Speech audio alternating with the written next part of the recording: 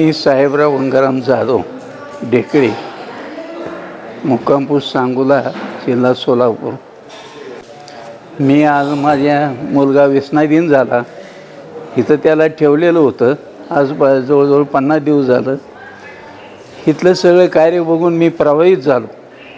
खरं म्हणजे तुमचा पेशा आहे डॉक्टरकीचा, परंतु पेशातनं तुम्ही जे एक समाजकार्य करताय ते फार उल्लेखनीय आहे आणि समाजासाठी फार फायदेशीर आहे. कारण काय की आज दीनता एवढी वाढलेली आहे की घरोघरी एखादा असं तयार व्हायला लागला आहे व्यसनाधीन झालेला माणूस. त्याला अटकाव करायचा आणि त्याला दुरुस्त करण्याचं काम तुम्ही करताय, म्हणजे एखाद्या कुटुंबाला तुम्ही जीवदान देताय. फार ही मोलाची गोष्ट आहे. कुटुंब उभं करताय, कुटुंबाला आधार देताय आणि कुटुंब तुम्ही जिवंत करताय. ह्या बाबीचा मला अत्यंत आनंद झाला आणि तुम्ही जे हे कार्य करताय त्याला आमच्या हार्दिक शुभेच्छा. मला आज इथं तांबारी साहेब भेटले. त्यांनी अत्यंत उत्स्फूर्त आत्मीयतेनं सगळ्या माहिती दिली.